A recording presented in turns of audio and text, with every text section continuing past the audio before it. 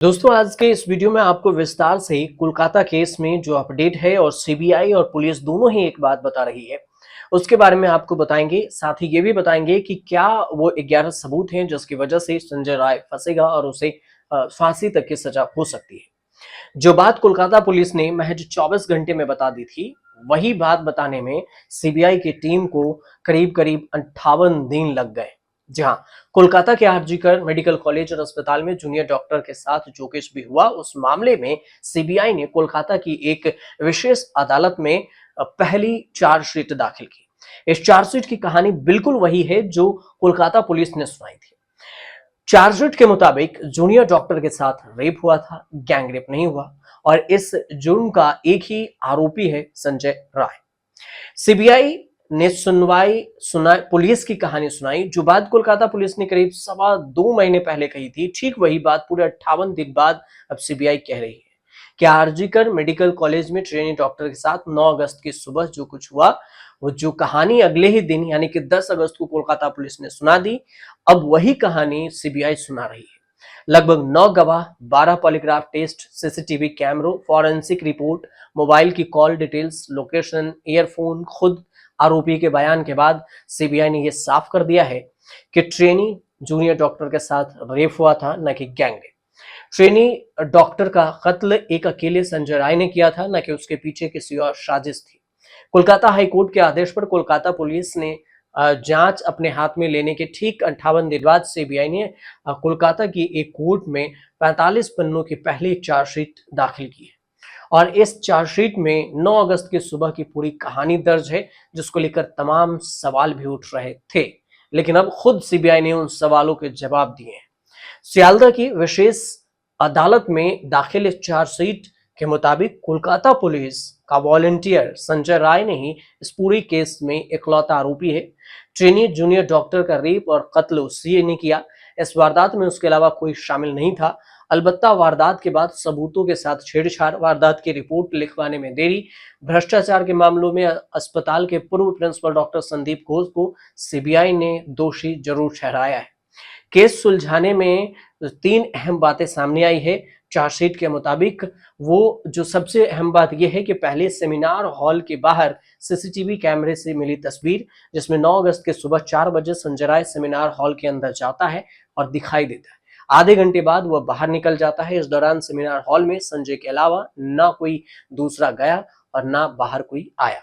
दूसरा, seminar hall से संजय राय का मोबाइल और ईयरफोन मिला, जो कि बाद में उसी ब्लूटूथ से कनेक्ट हो गया था।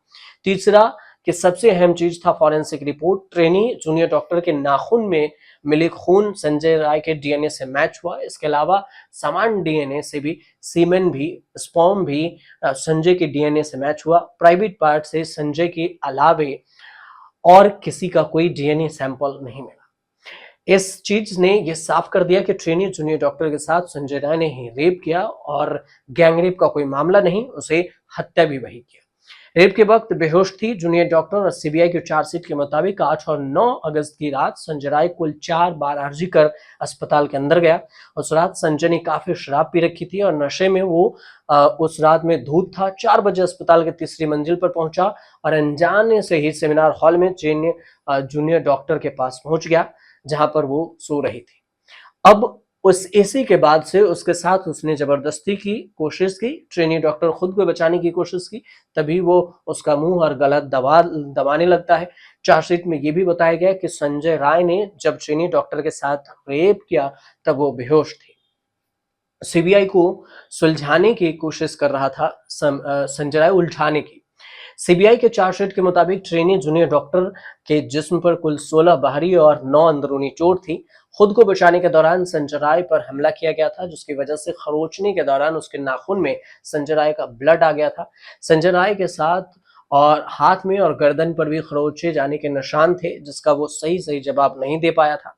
चार्जशीट में कहा गया कि संजय राय शुरू से ही सीबीआई को अपने बयान से उलझाने की कोशिश कर रहा था और वो इस पूरे मामले को खुद के खिलाफ एक साजिश बता रहा था। अस्पताल प्रशासन ने देरी की, पुलिस की सूचना भी देरी से मिली। 9 अगस्त की 9:30 बजे इस वारदात के बारे में पहली बार तब पता चला जब जूनियर ट्रेनी डॉक्टर के कुछ साथी, जिन्हें मालूम था कि वो सेमिनार हॉल में सो रही थी, उसे जगाने के लिए वहां पहुंचे। इसके बाद जूनियर डॉक्टरों के हालात देखकर उन्होंने फौरन अस्पताल के सीनियर डॉक्टरों से ये बात बताई। अस्पताल प्रशासन ने 9:30 बजे यह जानकारी मिलने के बाद अगले 45 मिनट तक पुलिस को इन्फॉर्म नहीं किया।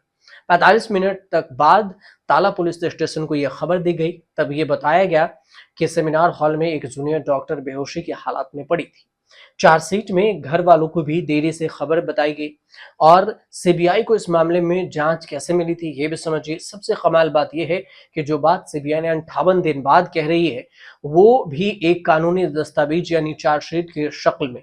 ठीक यही बात 9 अगस्त को ही, यानी कि जिस दिन वारदात हुई थी, उसी दिन कोलकाता पुलिस ने भी अपने शुरुआती जांच के बाद कह दी थी। वारदात के कुछ घंटे के अंदर ही कोलकाता पुलिस ने संजय राय को अस्पताल के करीब से ही पुलिस बैरक में गिरफ्तार किया था और पूछताछ के बाद कोलकाता पुलिस ने तब ये दावा किया था कि संजय राय ही जूनियर डॉक्टर का रेपिस्ट और कातिल है। लेकिन अब तक माहौल गर्मा चुका था। डॉक्टर इंसाफ की मांग को लेकर धरना प्रदर्शन कर चुके थे।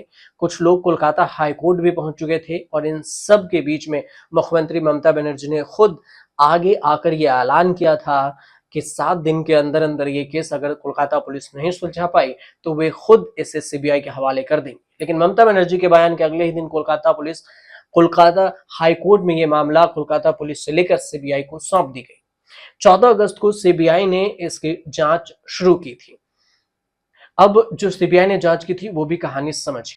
सीबीआई ने जो जांच की थी उसके अनुसार से जब सीबीआई के पास ये केस पहुंचा तो भारी भरकम टीम कोलकाता पहुंच गई दिल्ली से। 14 अगस्त को सीबीआई ने ऑफिशियली ये केस अपने हाथ में ले लिया और इसके बाद तफ्तीश शुरू हुई। पूरे देश की निगाहें सीबीआई के अगले कदम की तरफ ही था और इस दौरान तमाम तरह की बातें सोशल मीडिया पर तैरने लगी। अस्पताल में चल रहे पोर्नोग्राफी रैकेट से लेकर मानव अंगों की तस्करी के रैकेट तक की बातें होने लगी और जूनियर डॉक्टर के कत्ल और रेप के पीछे बड़ी और गहरी साजिश की बात भी उठने लगी। देखते ही देखते देश भर के बाकी डॉक्टरों भी कोलकाता के हड़ताल और डॉक्टरों के साथ लिए इतना एग्रेसिव हो गए, उनके साथ चले गए और सुप्रीम कोर्ट तक ये मामला पहुंचा। सुप्रीम कोर्ट भी इसमें कूदा और सो मोटो एक्शन लिया, स्वतः संज्ञान। कोलकाता पुलिस, सीबीआई, बंगाल सरकार सभी को सुप्रीम कोर्ट ने बुला लिया। सीबीआई ने भी तफ्तीश में सुप्रीम कोर्ट को केस की जानकारी दी। दो बार केस की स्टेट रिपोर्ट कोर्ट में पेश की गई। अस्पताल के पूर्व प्रिंसिपल संदीप घोष से लगातार पूछताछ की गई। पूर्व प्रिंसिपल भी गिरफ्तार किया गया और इसके अलावा उसमें बताया गया उस पर भी इल्जाम लगा और भ्रष्टाचार के इल्जाम भी लगे। लेकिन अब बीएनएस की जो धारा लगे हैं जिसमें केस दर्ज किया उसमें क्या कुछ हो सकता है। सारे कवायदों के बाद सीबीआई का सच भी वही निकला जो 34 घंटे के अंदर कोलकाता पुलिस ने सबको बता दिया था। सीबीआई के चार्जशीट में संजय राय के खिलाफ बीएनएस की धारा 64 यानी कि रेप, और धारा 66 जान लेने की कोशिश और धारा 103 यानी कत्ल के तहत मुकदमा चलाने के लिए अदालत से गुंजाइश की गई थी। अब बीएनएस की धारा 64 यानी कि रेप के मामले में 20 साल से लेकर उम्र कैद तक की सजा है, जबकि धारा 103 यानी कि कत्ल के मामले में सजा मौत या उम्र कैद दोनों का प्रावधान है। अब संजय राय को अगले 30 दिन में सजा मिलेगी या नहीं ये भी समझिए कि पश्चिम बंगाल सरकार भी इसी केस के बाद विधानसभा में रेप को लेकर नया कानून लेकर आई थी। ये दावा किया गया था कि रेप के मामलों में आरोपी को 30 दिनों के अंदर सजा दी जाएगी। अब देखना यह है कि 58 दिन बाद चार्जशीट जब सियालदह स्पेशल कोर्ट में पेश किए गए तो इतने दिनों बाद जो बात हुई थी चार्ज फ्रेम करती है उतने उसमें कितने वक्त की सजा सुनाती है। क्या संजय राय को अगले 30 दिनों के अंदर अदालत सजा सुना पाएगी, क्योंकि राज्य सरकार में तो यही प्रावधान है। सबसे देखना दिलचस्प ये होगा कि इस 30 दिनों के अंदर बंगाल में और क्या कुछ नई घटनाएं निकलकर सामने आती है। संजय राय को फांसी की सजा होती है या फिर आजीवन उम्र कैद होती है, ये सारी चीजें देखने वाली होगी। फिलहाल आपको ये जानकारी सही लग रही हो, मैं आपको अगर सही से न्यूज पहुंचा रहा हूं तो चैनल को सब्सक्राइब जरूर कर लीजिएगा और शेयर भी कर दीजिएगा ये अगर इस केस के बारे में बताना ज़रूरी इसलिए भी हो जाता है कि इस पर हर एक अपडेट आप जानना चाहते हैं और इस अपडेट की जानकारी रखना है, क्योंकि ये दिल्ली के बाद जो निर्भया कांड हुआ था उससे कहीं ज़्यादा भयावह ये कांड वहाँ हुआ। एक चीज़ और अंत में बता दें कि इस पूरे केस में चार्जशीट में जिस ट्रेनी डॉक्टर के नाम का ज़िक्र नहीं हुआ, उसके नाम की जगह पर वी लिखा गया है, नाम को वी डिनोट किया गया है। तो फिलहाल ये जानकारी थी और इस जानकारी में आपको जो भी चीज़ कमेंट में आप बताइएगा कि आपको क्या कुछ रह गया, वो अपडेट आपको ज़रूर बताएँगे।